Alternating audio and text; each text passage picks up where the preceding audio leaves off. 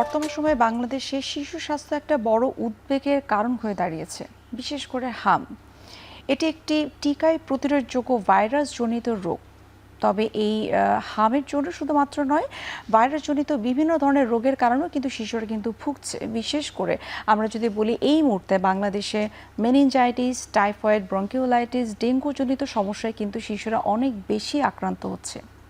আমাদের আজকের আলোচনায় আমরা জানার চেষ্টা করব এই যে হামের প্রাদুর্ভাব, এটিকে আসলে বড় কোনো সংকেত দিচ্ছে, এবং সেই সাথে জানার চেষ্টা করব যে টিকাদান কর্মসূচি এটিতে কোনো ঘাটতি ছিল কিনা, এবং সেই সাথে বাংলাদেশে কোন কোন রোগের মধ্যে শিশুরা সব থেকে বেশি ঝুঁকিতে রয়েছে। দর্শক, আপনাদের সবাইকে আমন্ত্রণ জানাচ্ছি এখন টিভি নিয়মিত আয়োজন আরোগ্য নিকেতনে। আমি নুসরাত দীপা আজ আপনাদের সঙ্গে রয়েছি। আমাদের আজকের আলোচ্য বিষয় হচ্ছে শিশুদের ভাইরাসজনিত রোগ। আর এই গুরুত্বপূর্ণ বিষয়টি নিয়ে কথা বলার জন্য আজ আমাদের সঙ্গে স্টুডিওতে উপস্থিত রয়েছেন অধ্যাপক ডক্টর মোহাম্মদ মাহবুবুল হক, বিভাগীয় প্রধান, ক্রিটিক্যাল কেয়ার পেডিয়াট্রিক্স, পরিচালক, বাংলাদেশ শিশু হসপিটাল ও ইনস্টিটিউট। এবং আমাদের সঙ্গে আরও একজন অতিথি রয়েছেন, তিনি হলেন অধ্যাপক ডক্টর লুৎফুন্নেসা, বিভাগীয় প্রধান, শিশু বিভাগ, ঢাকা মেডিকেল কলেজ ও হসপিটাল। ম্যাম এবং স্যার, আপনাদের দুজনকে স্বাগত জানাচ্ছি আমাদের আজকের অনুষ্ঠানে। যেমনটি আমরা প্রথমে বলছিলাম যে এই মুহূর্তে আমরা তো কম বেশি সবাই জানি যে সারা বাংলাদেশেই কিন্তু হামের যে প্রাদুর্ভাবটা সেটাকে আমরা বলতে পারি যে আউটব্রেক, এবং অনেকেই বলছে যে এটা মহামারী অথবা প্যান্ডেমিক। একটু আমি স্যারকে দিয়েই শুরু করতে চাই যে এই যে মানুষজন বলছে, সবার একটা ধারণা যেটা মহামারী আকারে ধারণ করেছে, সুতরাং এটাকে কি আমরা প্যান্ডেমিক বলতে পারি নাকি আউটব্রেক বলতে পারি? ধন্যবাদ। প্যান্ডেমিক আসলে বলা যাবে না। প্যান্ডেমিক বলতে গেলে এটা সারা বিশ্বের অনেকগুলো দেশে যখন ঘটে একসাথে, তখন প্যান্ডেমিক বলতে হয়। আর যখন কিছু কিছু দেশে ঘটে এলাকায় একটা দেশের ভিতরে নির্দিষ্ট কিছু জায়গায় ঘটে, তখন এটাকে প্যান্ডেমিক বলা যায় না। এটা একটা আউটব্রেক হয়েছে বাংলাদেশে, এবং বিশ্বে আর কয়েকটা দেশেও ঘটেছে আউটব্রেক। এই যে হামের মতো করে কিন্তু আমরা দেখতে পাচ্ছি যে আরও অনেক ধরনের র্যাশেস রিলেটেড কিন্তু অনেক প্রবলেম শিশুদের মধ্যে দেখা যাচ্ছে, এবং এক্ষেত্রে কিন্তু প্যারেন্টস যারা রয়েছে, অভিভাবক, সবাই কিন্তু একটু কনফিউজ, এটা কি আসলে হাম নাকি হামের মতো করে অন্যান্য কোনো সমস্যা। হাম একটা ভাইরাসজনিত রোগ, আপনারা সবাই জানেন। এটা একটা র্যাশ হয়। তো আরও অনেক ভাইরাস আছে যেটা বাচ্চাদেরকে রোগ তৈরি করে এবং মোটামুটি কাছাকাছি র্যাশ তৈরি করে। আচ্ছা, এই জন্যই একটা কনফিউশন তৈরি হয় মা বাবার ভিতরে এবং আমাদের কিছু চিকিৎসকের ভিতরে। হামের টিপিক্যাল একটা ক্যারেক্টারিস্টিক আছে। বাচ্চা প্রথমেই অনেক জ্বর আসবে, জ্বর 3 থেকে 4 দিন, জ্বরের সাথে সাথে নাক দিয়ে সর্দি, কাশি, চোখটা লাল হয়ে যাবে, হ্যাঁ, কলিজা। এই পরে 3 থেকে 4 দিন পরে র্যাশ আসবে। যে র্যাশটা শুরু হবে মুখ থেকে কানের পেছন থেকে সারা শরীরে ছড়াবে, ম্যাকুলোপ্যাপুলার র্যাশ বলি আমরা। যখন র্যাশটা আসবে তখন কিন্তু জ্বর বাড়বে। আচ্ছা, হ্যাঁ, এই র্যাশটা 4-5 দিন থেকে ধীরে ধীরে কমে যাবে। এটা হলো হামের ক্যারেক্টারিস্টিক। সাথে কিছু কমপ্লিকেশন হয়, সেটা আমরা পরে বলবো। আর অন্যান্য যেমন কিছু ভাইরাস আছে, অনেক সময় যেমন ধরুন আমরা বলি রোজুলা ইনফ্যান্টাম, এরকম 5, 6, 7 মাস, 8, 9 মাস বয়সের বাচ্চাদের হয় যে প্রথম 2-3 দিন অনেক জ্বর, তারপর একটা র্যাশ আসে হামের মতোই, কিন্তু জ্বরটা চলে যায়, বাচ্চা অতটা টক্সিক থাকে না, তাহলে এটা কিন্তু হাম না। এছাড়াও অনেক জ্বর আছে, যেমন আমরা যে বলি স্কারলেট ফিভার, এটা ব্যাকটেরিয়া। অনেক জ্বরের সাথে চোখ লাল, নাক দিয়ে পানি, সর্দি, কাশি, 3 দিন পরে গায়ে ওই হামের মতো র্যাশ উঠবে এবং জ্বরটা বাড়বে। তখন অবশ্যই তাকে একজন চিকিৎসকের কাছে যেতে হবে। আগে নিজে সিদ্ধান্ত না নিয়ে চিকিৎসকের কাছে যাবে, চিকিৎসক যেটা বলবেন সেটা মেনে নিতে হবে। ডক্টর লুৎফুন্নেসা ম্যাম, আপনার কাছে একটু জানবো যে এখন হামের প্রাদুর্ভাবটা অনেক বেশি দেখা যাচ্ছে, একটু যদি আমাদেরকে বলতেন আমাদের অডিয়েন্সদের উদ্দেশ্যেও যে এখন এই মুহূর্তে কেন আসলে হামের প্রাদুর্ভাবটা এত বেশি দেখা যাচ্ছে। হামের প্রাদুর্ভাবটা আসলে শীতের শেষে এবং স্প্রিং মানে গরম আসার আগে, যেটা আমরা বসন্তকাল যেটা বলি, সেই সময়টাই আসলে অ্যাকচুয়ালি হামের প্রাদুর্ভাবটা দেখা দেয়। আর এই সময় আমাদের যে পাস্ট বিগত কত বছরে মানে করোনার পরবর্তী সময়ে আমাদের মানে difficult to reach area, hard to reach area, এই জায়গাগুলোতে আমাদের কাভারেজ, ভ্যাকসিনের কাভারেজটা হয় নাই। ওই সময় কিছু আমাদের ডিসরাপশন হয়েছে হাম দেওয়ার ব্যাপারে, যার ফলে আর সাপ্লিমেন্টারি ইমিউনাইজেশন প্রোগ্রামগুলোও কিন্তু 2019 সালের পরে অ্যাকচুয়ালি হয় নাই। সেই জন্য মানে সবার মধ্যে একটা মানে ওই টিকা দিতেই হবে, এই সিরিয়াসনেসটা তাদের মধ্যে চলে গেছে। আর এখন যেটা হয়েছে যে এই সিজনটা তো এই সিজনে আমাদের ভাইরাল ডিজিজ বা ব্যাকটেরিয়াল ডিজিজ যেটাই বলি না কেন, আমাদের সিজনাল ভ্যারিয়েশন আছে। কারণ এগুলো আমাদের টেম্পারেচারের সাথে, আমাদের হিউমিডিটির সাথে রিলেটেড। সব টেম্পারেচারে সব মানে অসুখ ডিজিজ হবে না, এটা একটা ইম্পর্টেন্ট ফ্যাক্টর। তো এই সিজনে আমাদের হামটা হয়। আচ্ছা, বাবুল হক স্যার, আপনার কাছেও একটু জানবো, এই যে আমরা সবসময় ভ্যাকসিনটাকে কিন্তু আমরা প্রায়োর করছি যে ভ্যাকসিন দেওয়া হয়নি, ভ্যাকসিন কাভারেজ দেওয়া হয়নি, সেটার জন্য মৃত্যুর সংখ্যাটা কিন্তু অনেক বেশি বেড়ে গেছে। এবং ম্যাম চমৎকার করে বলছিলেন যে এটার সঙ্গে কিন্তু অপুষ্টি জড়িত। এই বিষয়ে আপনার মতামত কি? অবশ্যই, একে তো হলো হাম নিজে অপুষ্টি করে ফেলে, আর যার শরীরে অপুষ্টি আছে আগেতে ম্যালনিউট্রিশন, তার কিন্তু রোগ প্রতিরোধ ক্ষমতা কম, তো অল্পতেই সে আক্রান্ত হবে। শুধু একটা দেশে যখন অপুষ্টির সংখ্যা বেড়ে যাবে এবং গরিবের সংখ্যা বেড়ে যাবে তখন অটোমেটিক সেই দেশের ডিজিজ প্রিভিলেন্সটাও বেড়ে যায়। এটি তো স্বাভাবিক, কারণ আমার ডিফেন্স যদি না আমার নিজস্ব প্রতিরোধ থাকতে হবে। আরেকটা জিনিস হলো হামের, আমাদের খেয়াল করবেন যে আমাদের হাম আমরা 9 মাসের টিকা দিই, 15 মাসের টিকা দিই, কিন্তু আমাদের যে হাম আক্রান্ত হয়েছে তার একটা বিরাট মেজরিটি, মোর দেন 50% কিন্তু বিলো 9 মান্থ, বাংলাদেশে বিভিন্ন অন্য দেশেও। তাতে তার কারণটা কি, মার থেকে যে ইমিউনিটি, যেটা ম্যাডাম বলে মারাই তো অপুষ্টি ভোগে, মার থেকে যে ইমিউনিটি পাবে বাচ্চাটা, সেটাই 9 মাস পর্যন্ত কাভার দেয় বলে বলা হতো। 9 মাসের আগে যদি টিকা দিই তাহলে টিকাটার যে ইফিকেসিটা একটু কম হয়, যেহেতু মার থেকে অলরেডি প্রতিরোধ আছে। কিন্তু দেখা যাচ্ছে যে ডাটা যেটা বলে বা সারা বিশ্বে এই হামের প্রতিরোধে যে মার থেকে আসে সেটা 4 মাসের ভিতরেই 30% নেমে যায়। আচ্ছা, 7 মাসের ভিতরে একটা 20% নেমে যায়, অর্থাৎ তার হামের প্রতিরোধটা একেবারে কমে যাচ্ছে বাচ্চাগুলো 9 মাসের আগেই। তাই এই জন্যই হামটা 9 মাসের আগেই বেশি হয়ে যাচ্ছে এখনকার দিনে। এবং এটা একটা মূল কারণ হলো কি, বাচ্চার নিজস্ব প্রতিরোধ নাই, তেমন কমিউনিটিতেই হামের প্রতিরোধটা নাই। মার থেকে তার মানে মারও টিকা দানের কর্মসূচি আনতে হবে, কোনো একটা পর্যায়ে গিয়ে গবেষণা করে এটা আনতে হবে, মাকে আনতে হবে যে তাদেরকেও যাতে মার থেকে পাবে হামের টিকা, হামের প্রতিরোধ আপ টু 9 মান্থ, এই তো বলা হচ্ছে 6 মাস পর্যন্ত মিনিমাম, সেখানেই তো ফল করে যাচ্ছে। আর ম্যাডাম যেটা বললেন যে ব্রেস্ট ফিডিং খুবই খুবই ইম্পর্টেন্ট একটা ইস্যু, যেটা আমাদের দুঃখজনক সত্য যে এক্সক্লুসিভ ব্রেস্ট ফিডিং রেটটা কমে গেছে। মূল কারণটা হলো ওয়ার্কিং মাদার। বরঞ্চ আমরা তো আসলে বলতে পারি যে মিডিয়া এত বেশি অ্যাক্টিভ, আপনারা এত বেশি অ্যাক্টিভলি ফিল্ড পর্যায়ে আপনারা কাজ করছেন, সেখানে তো আসলে মায়েরা যারা রয়েছে, সেটা ওয়ার্কিং মাদাররাই হোক বা হোম মেকার যারা রয়েছে, বরং ব্রেস্ট ফিডিংটা কতটুকু ইম্পর্টেন্ট, এটা যে বাচ্চার ইমিউনিটিকে বুস্ট আপ করে, সেই বিষয়ে কিন্তু তাদের আরও যথেষ্ট সচেতন হবার কথা। কিন্তু অপ্রত্যাশিতভাবে কিন্তু আমরা দেখতে পাচ্ছি, যেটি ম্যাম বলছিলেন যে 20% পর্যন্ত কমে গেছে। মারা সচেতন আছে, 10% মারা সচেতন আছে, মারা তো খাওয়াতে চায় এক্সক্লুসিভ ব্রেস্ট ফিডিং, তার সাপোর্টটা কোথায়? সে তো চাকরিজীবী, সে ওখানে ম্যাডাম যে বললেন না যে 6 মাস যে ম্যাটারনিটি লিভ শুধু সেটা কিন্তু সরকারি লেভেলে প্রযোজ্য হয়, বাইরে কিন্তু আপনি বাস্তবে মাঠে নেন, স্কুলে, ব্যাংকে, গার্মেন্টসে তো নাই, এটা হয় না। তাহলে সে মা চাকরি করে রিজিক তার বেতনটা নিবে নাকি বিনা বেতনে থাকবে, সে খাবে কি? বিরাট একটা ইস্যু কিন্তু এখানে। আমরা তো সেই সাপোর্টটা কিন্তু সে খবরটা নিচ্ছি না, যে আসলে আমাদের ওয়ার্কিং মাদার যারা ফিল্ড লেভেলে কাজ করে, গার্মেন্টসে কাজ করে, তারা কি আদৌ ছুটি পায়? ছুটি পায় না, স্কুলেতে ছুটি দেয় না। তাহলে আপনার সেই মারা কেমন করে এক্সক্লুসিভ ব্রেস্ট ফিড করাবে? বাধ্য হয় বাচ্চাকে বাসায় রেখে আর্টিফিশিয়াল মিল্ক খাওয়াতে। এবং আমরা দেখেছি আসলে প্রাইভেট অর্গানাইজেশনগুলো কিন্তু ছুটি আরো কম দেয়। আমরা এই বিষয়গুলোই স্যার আপনাদের কাছ থেকে আরো বিস্তারিত জানার চেষ্টা করব। একটা বিরতির সময় হয়ে গেছে, আমরা বিরতি নিচ্ছি।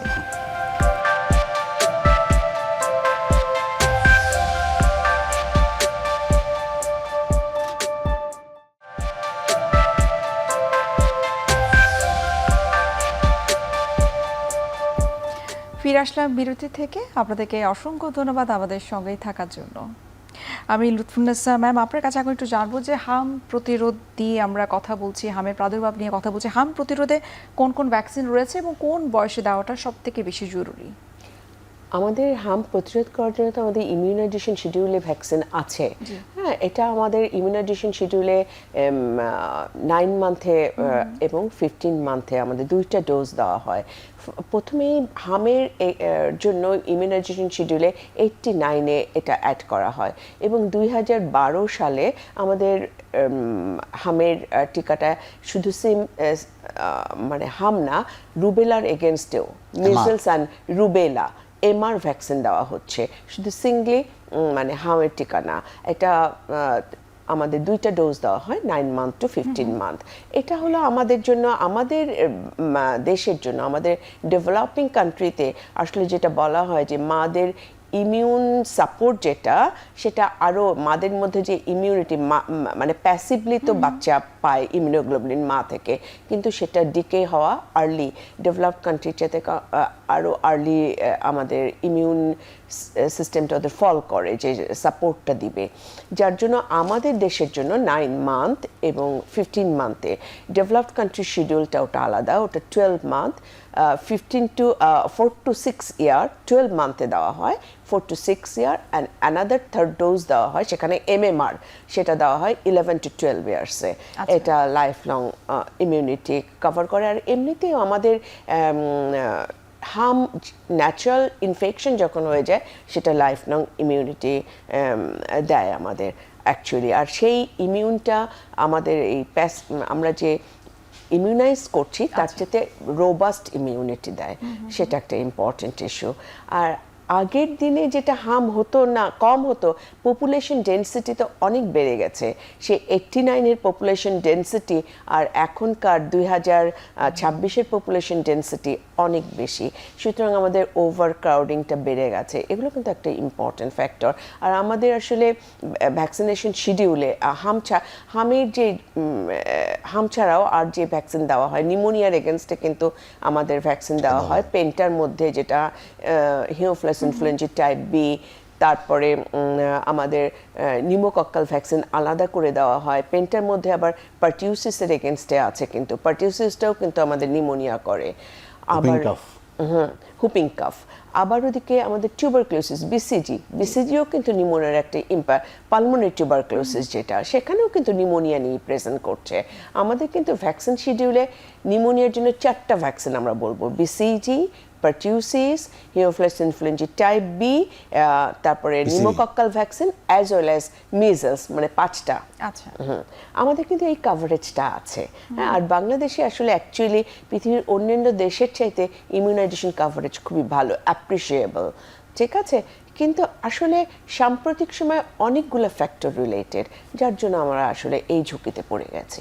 যেহেতু আপনি বললেন যে অন্যান্য দেশের তুলনায় বাংলাদেশে ইমিউনাইজেশন সিস্টেমটা খুবই চমৎকার, কিন্তু আনফর্চুনেটলি মানে আমরা হামের কারণে কিন্তু এই আস্থাটা কিন্তু জনসাধারণে কিন্তু কিছুটা কমে গেছে। এর জন্য কিন্তু বাংলাদেশ সরকার পুরস্কার পেয়েছে, জানেন তো, ইউনিসেফে, যা বাংলাদেশ ইপে করার জন্য এটা সাডেন ফল হয়েছে আর কি।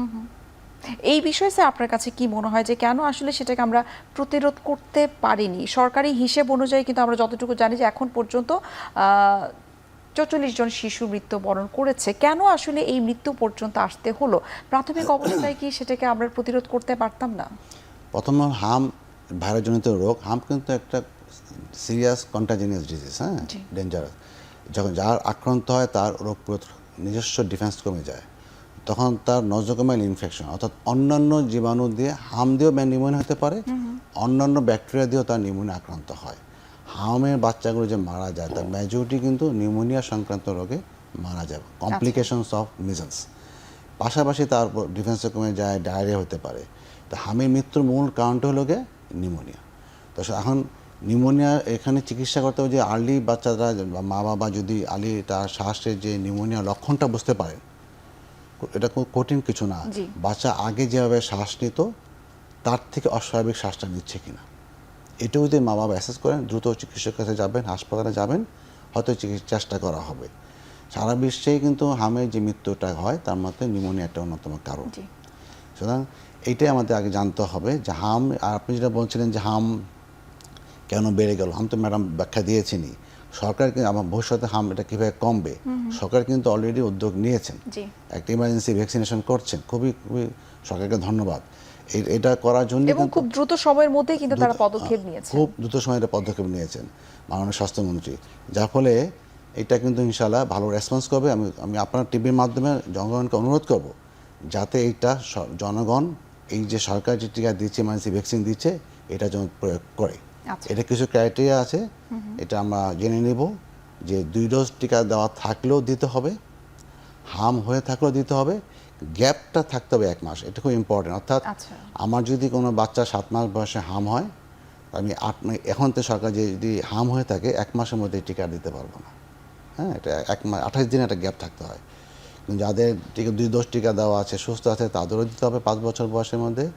6 মাসের পরে যদি কারো 9 মাসের মধ্যে টিকা না দেয়, তাদেরও দিতে হবে। আর ওইটা কিন্তু রুটিনটা চলবে, এটা বেসিক। এটা এই টিকাটা দিলেই পরে আমার হাতের এবার যে আউটব্রেকটা হয়েছে ইনশাআল্লাহ কমে যাবে।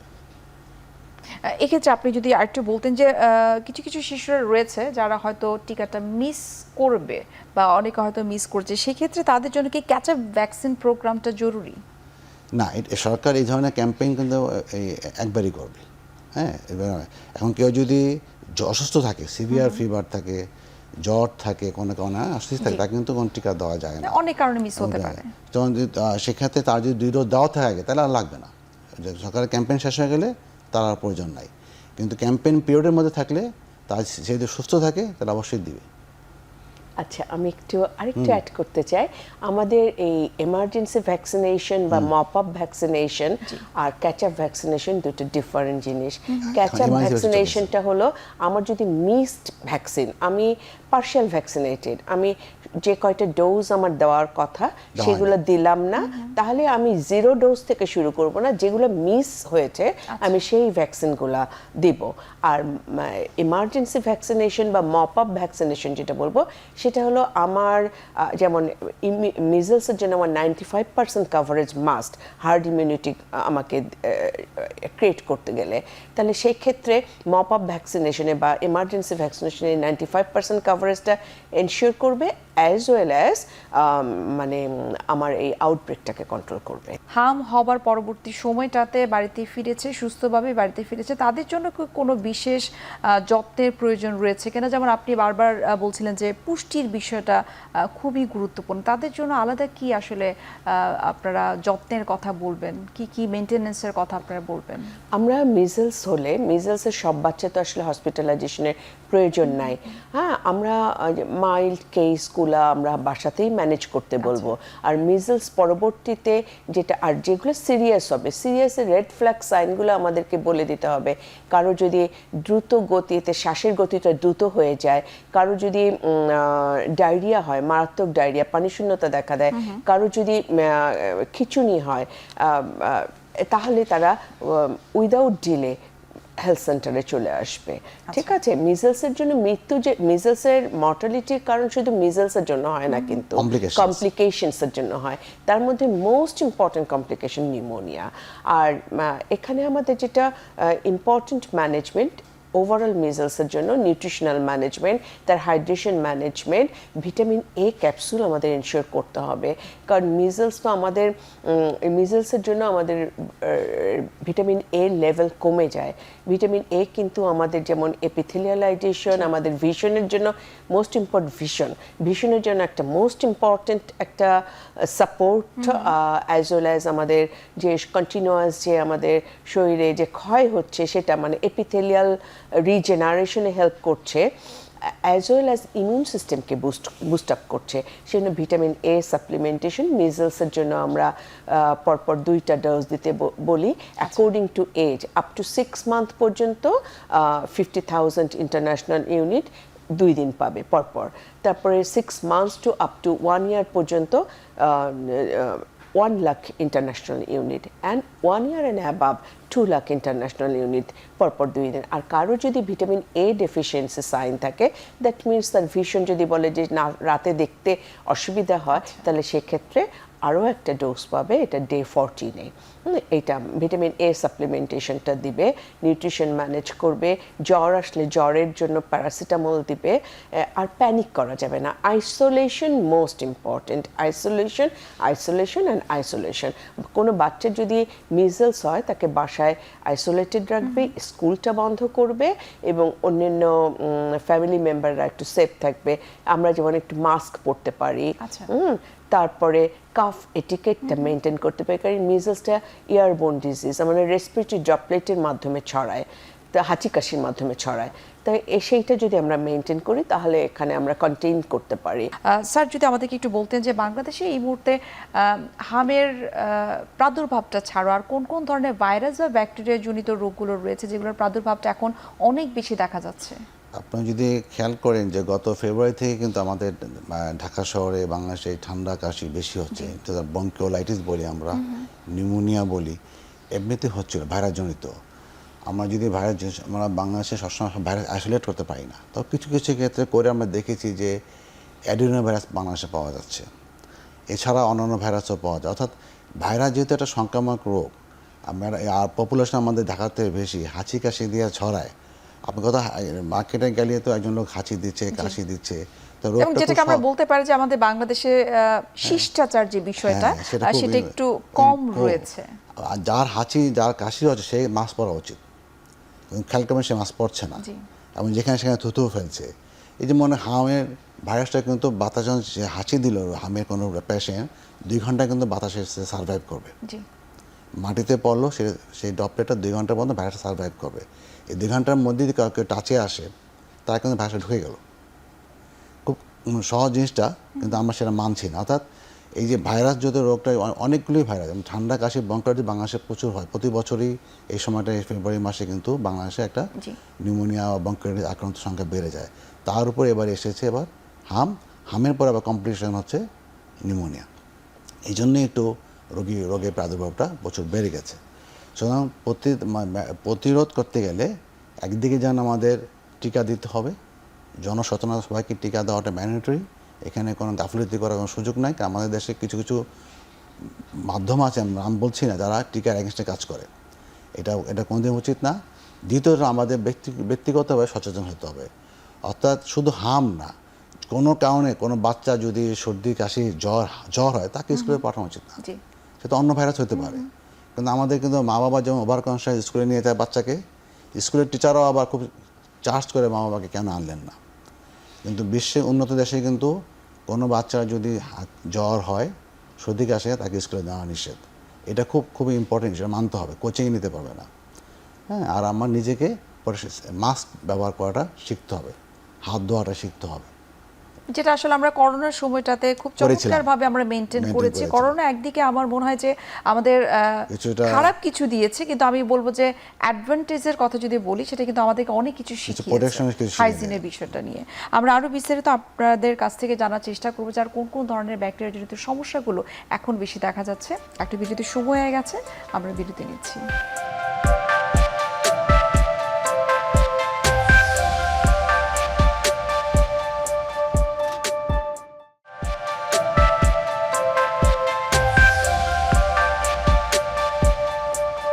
দর্শক, ফিরে আসলাম বিরতি থেকে। আপনাদেরকে অসংখ্য ধন্যবাদ আমাদের সঙ্গে থাকার জন্য।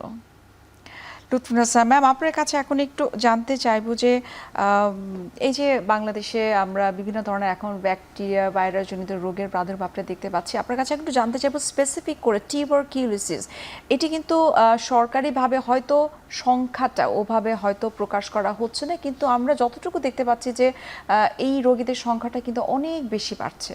একটু জানবো যে কেন এটা বৃদ্ধি পাচ্ছে, কিভাবে এটাকে আমরা আসলে প্রতিরোধ করতে পারি।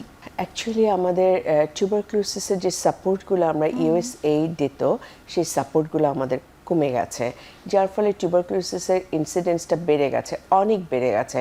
আগে যেমন মাঝখানে 10-12 বছর আমরা কিন্তু টিউবারকুলোসিসের পেশেন্ট পেতাম না, এখন কিন্তু পালমোনারি টিউবারকুলোসিসও পাচ্ছি, এবং most serious form of tuberculosis, tubercular meningitis, disseminated tuberculosis, আমরা কিন্তু অলমোস্ট ফ্রি না হলেও মাসে, মানে আমরা যে কয়টা অ্যাডমিশন পাই, মাসে 8টা অ্যাডমিশন ডে হয় আমাদের 4 সপ্তাহে।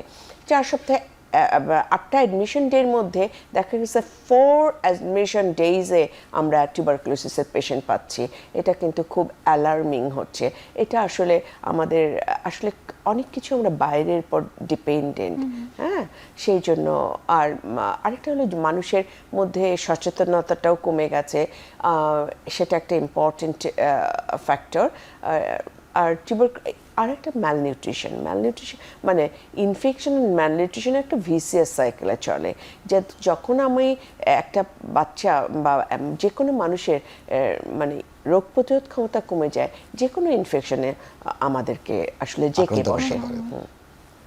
আমরা তো ম্যালনিউট্রিশনের বিষয়টা তো আসলে বাংলাদেশের প্রেক্ষাপটে আমরা আসলে এটাকে স্বাভাবিকভাবেই আমরা ধরে নিচ্ছি। আমরা অনেক ধরনের প্রচারণামূলক, অনেক ধরনের সচেতনতামূলক কিন্তু কথাবার্তা বলছি, আপনারাও মেসেজ দেওয়ার চেষ্টা করছেন, কিন্তু তারপরে জায়গাটায় কিন্তু একটা গ্যাপ থেকে যাচ্ছে। স্যার, যদি আমাদেরকে বলতেন যে এই যে টিউবারকুলোসিসের কথা ম্যাম বললেন যে ম্যালনিউট্রিশন অনেক বড় একটা কারণ, কিন্তু তারপরও এই টিউবারকুলোসিসটাকে থামানোর জন্য আমাদের আর কি কি আসলে করা উচিত, বা স্বাস্থ্য অধিদপ্তর যারা রয়েছে তাদের পক্ষ থেকে কি করা উচিত? যক্ষা কিন্তু একটা যে কাশি দিয়ে ছড়ায়, জি, স্পুটাম দিয়ে ছড়ায়। তো সুতরাং প্রথমটা হলো টিকা দিতে হবে, বিসিজি টিকা, যেটা আমরা জন্মের পর দিই। এটা আমাদের কিছু ভালোই প্রতিরোধ করে। দ্বিতীয় হলো কি, আমাদের এই যার কাশি হয়, অনেকে মানে বাচ্চারা কিন্তু যক্ষাটা পায় বড়দের কাছ থেকে, এটা আগে বুঝতে হবে। আচ্ছা, বাচ্চারা বড়দের দেয় না, বড়দের কাছ থেকে বাচ্চা পায়। বা বড়দের যার যক্ষা আছে বুকে, সে যখন কাশিটা ছাড়ে, ওই স্পুটামের ভিতরে যক্ষার জীবাণু থাকে, হ্যাঁ।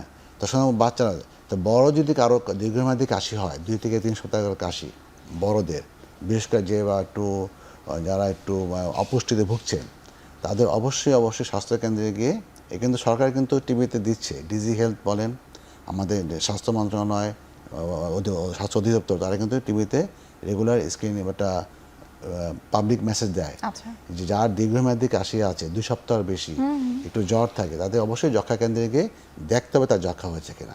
চেষ্টা তো স্বাস্থ্য মন্ত্রণালয় করছেন আর স্বাস্থ্য অধিদপ্তর করছে। এবং এটা কিন্তু খুব কমন একটা মেসেজ যে 2 সপ্তাহের বেশি কাশি থাকলেই আপনি টেস্ট করান। যা 2 থেকে 3 সপ্তাহ কাশি হয়ে গেলে স্বাস্থ্য কেন্দ্রে যান, টেস্ট করান। যদি খুব সহজ, টেস্ট করলে ধরা পড়লে, চিকিৎসা করলে 2 সপ্তাহের মধ্যে উনি আর এটা কন্টাজিয়াস না, সে আর ছড়াবে না। তাহলে আমি আগে আমাকে প্রোটেকশন দিতে, বড়রা যদি এটা কনসার্ন হবে, তাহলে বাচ্চারা সেফ হয়ে যাবে। যে খুব ইম্পর্টেন্ট ইস্যু। তবে এটা ঠিক, ঢাকা মেডিকেল কলেজ বা শিশু হাসপাতালে প্রিভিলেন্স দিয়ে সারা দেশে প্রিভিলেন্স বুঝতে পারবেন না, কারণ এখানে রেফারেল সেন্টার, তো এটা বুঝতে পারবেন না। কিন্তু যক্ষার টেন্ডেন্সিতে বেড়েছে শুধুমাত্র আমাদের আমরা সচেতন না, আর আমাদের অপুষ্টি, যেটা ডাক্তার লুৎফুন হাসান বললেন, অপুষ্টি। অর্থাৎ আমাদের এই ভিসিয়াস সাইকেল, একটা থেকে একটা সম্পর্ক সবসময় ঘটে। আচ্ছা, আপনি যেহেতু অপুষ্টির কথা বলছেন, একইভাবে আমি ম্যামের কাছে বিষয়টা জানতে চাইবো যে আমাদের দেশে কিন্তু 2টো গ্রুপ আছে। অপুষ্টি তো আমরা জানি যে 2 প্রকার, একটা অতিপুষ্টি, একটা হচ্ছে যে ম্যালনিউট্রিশন যেটা। সো ওই দুটোর মধ্যে আসলে কিভাবে এটাকে আমরা ব্যালেন্স করতে পারি, কিভাবে বাচ্চাদেরকে আমরা সুস্বাস্থ্যের অধিকারী করতে পারি, এবং অভিভাবকদেরকে আমরা আসলে সচেতন কিভাবে করতে পারি? আমরা দুটার মধ্যে যেভাবে ব্যালেন্স করতে পারি, যেটা হচ্ছে কি, যারা ব্রেস্ট ফিডিংটা জন্মের পরে ব্রেস্ট ফিডিংটা আমরা এনশিওর করব। ব্রেস্ট ফিডিংটা যদি আমি কন্টিনিউ করি 6 মান্থ পর্যন্ত এক্সক্লুসিভ ব্রেস্ট ফিডিং, এবং 2 বছর পর্যন্ত এটাকে কন্টিনিউ করা উইথ সাপ্লিমেন্টারি ফিডিংস সাথে, তাহলে কিন্তু আমরা অপুষ্টির হার অনেক কমে যাবে। কারণ হচ্ছে কি, ব্রেস্ট ফিডিং আমাদের ইকোনমিক্যালি একটা ফ্যামিলিকে মানে প্রোটেক্ট করে, হ্যাঁ। কারণ আমি যদি একটা বাচ্চাকে অ্যাকচুয়াল নিউট্রিশন দিতে পাই, তাহলে একটা 4 মাস বা 5 মাস বয়সের বাচ্চার তার সপ্তাহে 2টা কৌটা লাগে, মাসে তাহলে কত কৌটা লাগবে? 8টা কৌটা লাগবে। তাহলে একটা দুধের কৌটার দাম কত, হ্যাঁ, একটা পরিবার বেঁচে যায়, কিন্তু এটা একটা ইম্পর্টেন্ট। আর ইনফ্যান্ট ফর্মুলা কিন্তু আমাদের সব রকম প্রোটেকশন দিবে না। ইমিউন প্রোটেকশনটা মায়ের দুধ থেকে আমরা যেমন ইমিউনোগ্লোবিন এ পাই, ম্যাক্রোফেজ পাই, ল্যাক্টোফেরিন পাই, যেগুলো কৌটার দুধে আমরা কখনো এটা দুধের কোম্পানিগুলো যতই বলুক ফর্টিফাইড, এটা কখনোই পসিবল না। আমরা ন্যাচারালি ইমিউনাইজড হয়ে যাই। আর এই ম্যালনিউট্রিশনে, আন্ডার নিউট্রিশনের এফেক্টটা শুধু ইমিডিয়েট এফেক্ট না, এটা লং টার্ম এফেক্ট হয়। যখন সে মানে বড় হবে, অ্যাডাল্ট স্টেজে যাবে, তখন কিন্তু তার ক্রনিক ডিজিজগুলোর চান্স বেড়ে যায়, যেমন মায়োকার্ডিয়াল ইনফার্কশন, ডায়াবেটিস, স্ট্রোক। আবার আদারওয়াইজ যেমন আমাদের ওভার নিউট্রিশন যারা আছে তারা তো আসলে অপটিমাম নিউট্রিশাস ফুড খাচ্ছে না, তারা একটা ইমব্যালেন্স ডায়েট, একটা ফ্যাটি ফুড খাচ্ছে, যেটার জন্য আমাদের জন্য হেলথ বার্ডেন বেড়ে যাচ্ছে। সেখানেও কিন্তু আমাদের আর্লি ডায়াবেটিস মেলাইটাস, তারপরে হার্ট ডিজিজ, হাইপারটেনশন, সব কিছু দুটাই আমাদের জন্য আসলে এখন আমাদের আসলে healthy food habit, exercise, first হলো জন্মের পর থেকে ব্রেস্ট ফিডিং, তারপরে যখন আমরা 6 মাস বয়স থেকে খাবার মানে সাপ্লিমেন্টারি ফুড দেওয়া শুরু করব, আমাদের নিউট্রিশাস ফুডটা চুজ করতে হবে। তারপরে যখন বাচ্চা বড় হবে আমাকে হেলদি হ্যাবিটটা গড়ে তুলতে হবে, তাকে রাইট টাইমে খাওয়ার অভ্যাস করতে হবে, যেমন সকাল, দুপুর, রাতের মেইন মিল, এছাড়া 2টা স্ন্যাক্স। হ্যাঁ, সেটা হলো মানে ফ্রেশ ফুড। আমরা যেমন হলো এখন যে বাচ্চাদের খাওয়ার অভ্যাস হয়ে গেছে বাইরের খাবার, যেমন বার্গার, হটডগ, এইসবগুলা তারা খুবই পছন্দ করছে। আমাদের শুধু আমি বলছি অল ক্লাস অফ পিপল, কারণ গরিব মানুষও মনে করে আমার বাচ্চাকে আমি একটু কৌটার দুধ খাওয়াতে পারলাম না, আমার বাচ্চাকে আমি নুডলস খাওয়াতে পারলাম না, আমার বাচ্চাকে সেরিলাক খাওয়াতে পারলাম না। তাদের কাছে ভালো খাবার মানে হচ্ছে যে বাইরের দোকানে কেনা খাবার, ওরা গিল্টি ফিলিং হয় যে আমাদের দেশে যে ফুড হ্যাবিট, এটা হলো একদম মানে আসলে খুব পারফেক্ট একটা হ্যাবিট। কিন্তু আমি দেখি যে আমাদের গরিব পেশেন্টরা বলে কি বাচ্চাকে সকালবেলা নুডলস খাওয়াচ্ছে। নুডলস তো প্রসেসড ফুড, ঠিক আছে? সে যদি হোমমেড ফুড খাওয়াতো, হাতে বানানো রুটি খাওয়াতো, তাহলে এগুলো তার জন্য একটা ডিম খাওয়াতো, তাহলে একটা পাকা কলা খাওয়াতো, তাহলে সে একটা প্রপার নিউট্রিশনটা এই খাবারের মাধ্যমে পেত। তাহলে আমাদের আসলে ফুডের ব্যাপারে অ্যাডভাইস দিতে হবে, right advice as well as exercise. Exercise must. আগের দিনে তো একটা গরিব ঘরের জায়গাও অনেক বড় জায়গায় থাকতো, এখন তো আমাদের পপুলেশন ডেন্সিটির জন্য আমরা খুব ছোট ছোট জায়গায় থাকছি, আমাদের হাঁটার জায়গা থাকে না। হ্যাঁ, যার ফলে এটা একটা ইম্পর্টেন্ট কারণ। আমি এনার্জি নিচ্ছি কিন্তু এনার্জি যখন আমার হচ্ছে না, খরচ করছি না, তখন কিন্তু আমার সেটা। তার মানে বলতে পারে যে অতি পুষ্টি এবং অপুষ্টি এই দুটোর কারণেই কিন্তু বাচ্চারা সব থেকে বেশি ভুগছে বা বিভিন্ন রোগের ঝুঁকি কিন্তু তাদের বেড়ে যাচ্ছে। আমরা আরও বিস্তারিত জানার চেষ্টা করব, বিশেষ করে আমি ফর্মুলা মিল্ক নিয়ে আমি স্যারের কাছ থেকে জানার চেষ্টা করব কিছু ইনফরমেশন। আরও একটা বিরতির সময় হয়ে গেছে, আমরা বিরতি নিচ্ছি।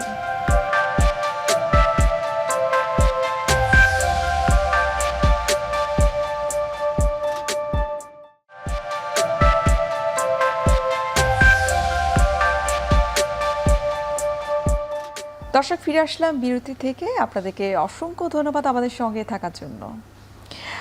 ডক্টর বাবুল স্যার, আপনার কাছে এখন একটু জানবো, যেমনটি ম্যাম বলছিলেন যে ব্রেস্ট ফিডিং এর বিকল্প আসলে কিছুই নেই, আমরা জানি মায়ের দুধের বিকল্প আসলে কিছুই নেই, এটাতে বাচ্চাদের ইমিউনিটি অনেক বেশি বৃদ্ধি পায় এবং ইন ফিউচারে অনেক ধরনের ডিজিজের রিস্ক কমে যায়। কিন্তু কোনো কোনো মায়েদের ক্ষেত্রে তাদের ইচ্ছা আছে, কিন্তু ইচ্ছা থাকা সত্ত্বেও কিন্তু দেখা যায় তাদের মিল্ক প্রোডাকশন কম থাকে, তো তাদের জন্য তো আসলে ফর্মুলা মিল্ক ছাড়া বিকল্প কিছু নেই। এই কথাটা আসলে ঠিক না, আমি যদি বলি এটা মোটেও ঠিক না। এটা মার মনের কনসেপশন। আমরা মিল্ক কম পাচ্ছি কিনা কীভাবে বুঝবো? সাধারণত যেটা হয় আমাদের কাছে, আর মা আসে বাচ্চা কাঁদে, বাচ্চা বুকের দুধ খেয়ে শোয়ালে আবার কাঁদে, তখন মাদের মনে হয় যে মিল্ক পাচ্ছে না, এই জন্য বাচ্চা পেট ভরছে না কাছে। কিন্তু আমরা কীভাবে বুঝবো একটা বাচ্চা সাফিসিয়েন্ট ব্রেস্ট মিল্ক পাচ্ছে কিনা? সেটা জন্মের 1 দিন থেকে 2 দিন কিন্তু একবার পেশাব করলে আমরা খুশি, আর জন্মের 3-4 দিন পর্যন্ত কিন্তু ব্রেস্ট মিল্ক একটু কম আসবে। দিস ইজ ন্যাচারাল বা আল্লাহ প্রদত্ত জিনিস। দুধ একটু কম পায়, দিস ইজ ন্যাচারাল। এটা 2 থেকে 3 দিন, কারণ তার আসলে এক্সট্রা ওয়াটার আছে। এটা কিডনি কিন্তু আসলে ইমেচুর, ওই এক্সট্রা ওয়াটারটা কিডনি বের করবে। আমি যদি আবার এক্সট্রা ফ্লুইড এখানে দিই তাহলে কিডনির উপর একটা মারাত্মক প্রেশার যাবে। এটা ওই সময় কেউ বোঝে না। হ্যাঁ, এটা সত্যি সত্যি এটা fantastic science made by the God. তাহলে কি হলো, তাই 2 থেকে 3 দিন পর, 4-5 দিন পরে মার দুধটা আস্তে আস্তে বাড়বে, এটাই ন্যাচারাল। 6 থেকে 7 দিন পরে যদি একটা বাচ্চা 24 ঘন্টায় 6 বার বা তার বেশি পেশাব করে, যতই কাঁদুক, তাহলে বুঝতে হবে সে সাফিসিয়েন্ট ব্রেস্ট মিল্ক পাচ্ছে।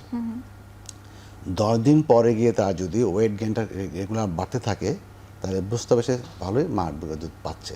কিন্তু যেটা আপনি বললেন এটাতে একটা ভুল ধারণা, মানে বাচ্চা কাঁদলেই মারা মনে করে বাচ্চা বুঝে দুধ পাচ্ছে না, ওইটা নিজেরা তখন করে কি আলগা দুধ শুরু করে দিয়ে অনেক সময় চিকিৎসকের কাছে যায়। জি। আর একবার যদি কোনো বাচ্চা ফিডারের মুখ দেয়, এবং কান্নার পাশাপাশি যেটা আপনি বলছিলেন যে ইউরিনেশনটা কমে কমে যাওয়ায় যায়। অনেক মায়েরা কিন্তু বলে থাকে যে আমার বাচ্চার প্রথম 3-4 ইউরিনেশন দিন তো কমে কমই গেছে। আসবে, প্রথম 3-4 দিন কম থাকবে, জি। তারপর তো আস্তে আস্তে বাড়ার কথা। আর এক্সেপশন কোনো কোনো হতে পারে এরকম লাখে একটা, দিস ইজ এক্সেপশনাল, সেটাকে রেগুলার ফর্মে আনা যাবে না। হ্যাঁ, তো সুতরাং মায়ের বুকে দুধ কম পায়, এটা মিসকনসেপশন।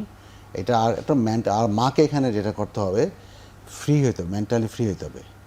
মাকে যদি মানসিক চাপ দেওয়া হয় তার গার্জিয়ানটা, যেটা হয় আমাদের দেশে, এই বাচ্চা কাঁদছে আলগা দুধ খাও, হ্যাঁ, তখন মা তুমি কি মাকে একটু বকাবকিও করা হয়, তখন মা মেন্টাল প্রেশারে পড়ে যায়, স্ট্রেসে পড়ে যায়। স্ট্রেসে পড়ে গেলে মার ব্রেস্ট মিল্ক তৈরি হওয়ার জন্য কিন্তু ব্রেন থেকে একটা হরমোন বেরোতে হয়, আচ্ছা। প্রোল্যাকটিন, তাই না? সেটা কিন্তু তখন সাপ্রেস হয়ে যায়। অর্থাৎ মা যদি ইচ্ছাও করে আর কিন্তু পরিবেশ তাকে সাপোর্ট না করে, অর্থাৎ বাচ্চার বাবা, বাচ্চার দাদি, নানি সাপোর্ট না করে, তখন কিন্তু সেখানে একটা ফেলিউরের সম্ভাবনা আছে। টিকায় প্রতিরোধযোগ্য কোন কোন রোগ ভবিষ্যতে, যেটা আমরা এখন হামের কারণে দেখতে পাচ্ছি, কোন কোন রোগ আবার ভবিষ্যতে এরকম বড় একটা হুমকির কারণ হয়ে দাঁড়াতে পারে? টিকা তো আমাদের বাংলাদেশ সরকার কিন্তু প্রায় 12টা রোগের ইপিআই প্রোগ্রাম টিকা দিচ্ছে। জি। এখন টিকা যদি কোনো কারণে কেউ না দিয়ে থাকে, তার প্রবণতা যদি না হয় এবং টিকার কাভারেজ কমে গেলে যে কোনো রোগে আবার হতে পারে। আচ্ছা। যেমন যক্ষা যদি ঠিকমতো না দিই, যক্ষার মধ্যে বেরোতে পারে। হামের টিকা, এমআর টিকা না দিলে, এমআর একটা অংশ হলো মিজলস, আরটা কিন্তু রুবেলা।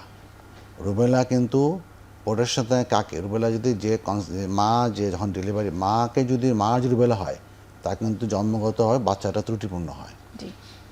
এই জন্যই রুবেলা টিকা কিন্তু চালু করা হয়েছে, তাই না? আবার যদি ইনফ্লুয়েঞ্জার টিকা না দেওয়া হয় তাহলে নিউমোনিয়া হবে। আবার পিসিবি যদি না দেওয়া হয় তাহলে বাচ্চা নিউমোনিয়া হবে। তো সব টিকাটা, প্রত্যেকটা এই 12টা টিকাই বাচ্চার প্রোটেকশনের জন্য, সমাজকে বাঁচানোর জন্য, দেশকে উন্নতি করার জন্য। কারণ এটা টিকা দেওয়াটা না দিলেই যে কোনো টিকা যে কোনো রোগে সে আক্রান্ত হবে, এটা তো স্বাভাবিক। তা টিকা দিতে হবে, এটার অ্যাগেনস্টে প্রচারণাটা আমাদেরকে বন্ধ করতে হবে। এটা অ্যাগেনস্টে প্রচারণা আছে কিন্তু, আচ্ছা। ব্যক্তিগতভাবে আছে, কিছু সোশ্যাল মিডিয়াতে কেউ কেউ করে। এটা বন্ধ করতে হবে, বুঝতে হবে আমাদের যে জ্ঞান এটা আল্লাহ দিয়েছে, আল্লাহ আমাদেরকে পৃথিবীতে পাঠিয়েছে, আল্লাহ আমাদেরকে বুদ্ধি দিয়েছে কীভাবে আমাদের বাঁচতে হবে। আমাদের যা করি আল্লাহ প্রদত্ত জ্ঞান দিয়েই করি। জি, আমরা অনুষ্ঠানের একেবারে শেষ পর্যায়ে দুজনের কাছ থেকে ছোট্ট ছোট্ট করে আমি একটা পরামর্শ জানতে চাইবো যে অভিভাবকদের উদ্দেশ্যে, যে এই মুহূর্তে যে হাম হচ্ছে, হামের প্রবণতাটা অনেক বেশি বেড়ে গেছে, তার পাশাপাশি অন্যান্য যে রোগগুলো হচ্ছে সেগুলোর ব্যাপারে আসলে তাদের কতটুকু সচেতন হওয়া উচিত, আমি প্রথমে স্যারের কাছ থেকে একটু জানবো। সচেতনতার মূল অংশই হলো যে যার বাসায় কারো জ্বর আসবে এবং সর্দি কাশি হবে, সে একটু ওই যে নিজেকে সংযত রাখবে, যে ওভার ক্রাউডিং জায়গায় যাবে না, আচ্ছা। নিজে মাস্ক পরবে।